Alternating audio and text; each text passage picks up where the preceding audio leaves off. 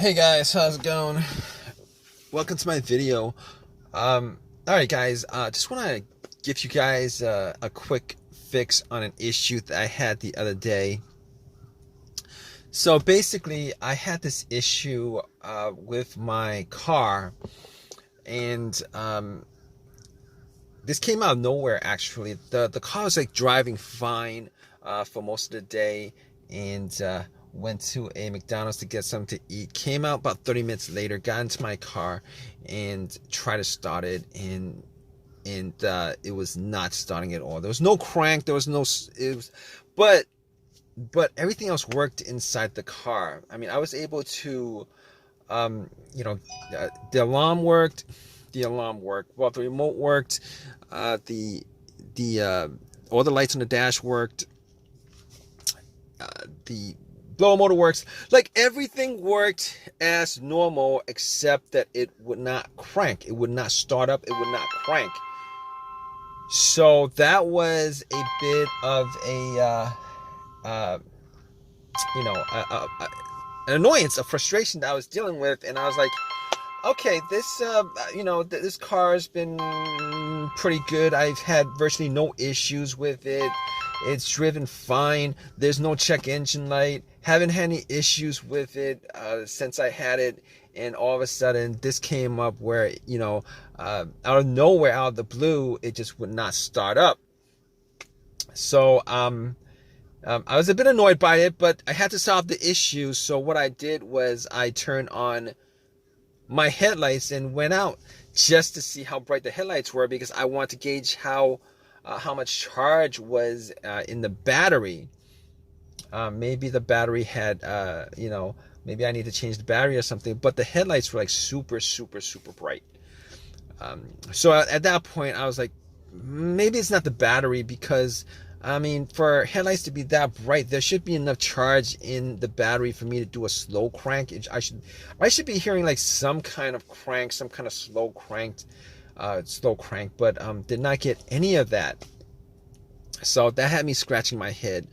I went back into my car, and pretty much what I did was, I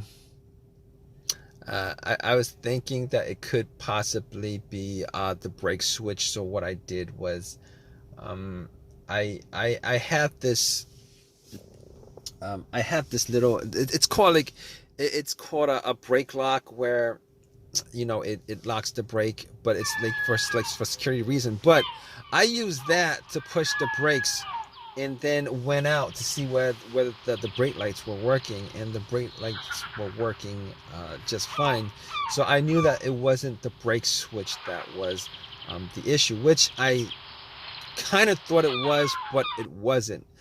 So after that, what I did was, you know, I checked the battery, you know, just to make sure, you know, whether, you know, the terminals were good, clean, etc., etc. Now, what I did notice that was that the terminals were a little bit corroded. There was some white bluish stuff on there. So I had my Coke that I got from McDonald's, poured the Coke on the terminals, and had some napkins to clean it up. Now, the terminals were not super tight. They were tight enough that, you know, I don't think that was the issue with it. So it was tight enough. I took the terminals off, poured some Coke on it, cleaned it with napkins, popped it back in, and for sure I thought that would actually fix the issue. Try to start it, it would not crank. Same situation, would not crank, would not start. So outside of that, I was like, okay, let's check the ground wire. The main ground wire, if you guys don't know, is the negative cable. Normally it hooks up to the frame of the car. So I was looking at the ground wire just to see whether there was any kind of just to see whether it was corroded, disconnected, rusted, or anything like that. There was a little bit of rust, but nothing that I thought would affect the electricity going to the battery to the car. So I was able to rule out that. So at that point I was like, let me rule out the battery completely, because I'm not wasn't 100% sure whether it was the batteries that was the problem. So I had somebody help me out with a jump. Had the cables on there for a good couple minutes, maybe like a minute, and then try to crank it. Normally, it should crank at least a little, with it hooked up, and it did not crank at all. So because it didn't crank at all, I knew 100% that it was in the battery. At that point, I ruled out the battery, the ground wire, and I also ruled out the alternator being the issue. Because normally, if the alternator wasn't charging the battery and the battery is completely dead, the test for the alternator is if you put wires to the terminals, it should jump the alternator and then have and then it should at least crank up. And once you take the cables off, the car would die. So at that point, I could rule out the alternator. I could rule out all those things at that point. So basically, what I did was I got back to my car and I'm like, I was still hoping that there was a really simple fix to the problem. So basically at that point, I was thinking to myself, okay, I have an OBD2 reader, a $19 OBD2 reader that I got from Walmart. And seeing as how there's no check engine lights on the dash, I thought to myself, I mean, there's a chance that it could possibly be something, but that might bring a code up that's pending, that's not in the system. So what I did was I hooked the OBD2 up and made sure that it actually went through and scanned the whole entire ECU, which it did. It scanned the whole entire ECU. No codes popped up, no pending codes, nothing at all. And at that point, I was ruling, as many things out as I could. And at that point, I ruled that out. Okay. So, after that, I was thinking to myself, there's a couple other things it could be. It could be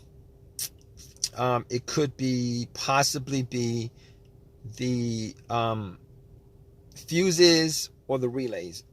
All right. So I got to the box where the fuses and relays are and checked out all the fuses just to make sure that there were no blown fuses or anything like that. And checked out to see whether there was any kind of brownish tint on any of the top of the fuses. There was none. Didn't smell anything that was burnt. And then I recalled that there were two situations where I've experienced where the fuses caused my car not to start, and this was cars that I've had previously. One of those situations was, the car that I had, there was no power at all to the car, nothing was on, etc., etc. And in that situation, it turned out to be the main fuse that was blown. It was the main fuse that was blown. But once I swapped that out, it actually fixed everything. But that's not this situation here, because I was getting power to everything else except it wouldn't crank. It wouldn't start, it wouldn't crank. So that was in the situation. The other situation where where there was a fuse issue that caused no start was the car would crank, but it wouldn't turn over. It would crank, but it wouldn't turn over, and that fuse turned out to be either the CPU, the fuse to the CPU, or the fuse to the fuel pump. Now that unfortunately wasn't the quick fix for this car, because there's no cranking. This car is not cranking. It's not cranking at all. So that wasn't the problem. At that point, I was thinking to myself, all right, we've eliminated a lot of things. Let's go with the next most obvious thing, which is the relays. And I actually thought it may have been a relay that would be causing the issue. So basically what I did was I swapped out one of the relays for the other relay and try to start the car up. And unfortunately, it wasn't an easy fix because it didn't start up. It was the same situation. It would not crank, would not start. And at that point, I knew that it wasn't the relay that was the cause of this issue. So basically, at that point, I thought to myself, okay, it was probably a couple of things. Could be the key fob or the starter. Now, I didn't think it was the starter because had the starter changed up about a year and a half ago. Kind of pretty much had the same, all the same symptoms that I had with this situation, but seeing as how the starter was a year and a half ago that was changed out, and probably put in maybe like 15,000 miles on the car. It wasn't the first thing that popped up, and it wasn't the second thing that popped up. It was, so I pretty much eliminated to the starter, had the car towed back to my house, and once I got there, I redid all the I pretty much redid all the went through everything, the fuses, the relays again, double checked the battery, charged it up overnight, etc., etc. None of that was the issue. So at that point, I thought it was, it was probably the starter. So I got to the starter and did a direct jolt to it, where I actually put the positive of the battery, got another wire, put a positive of the battery to the, and try to jump the starter, and the starter was completely dead, would not jump.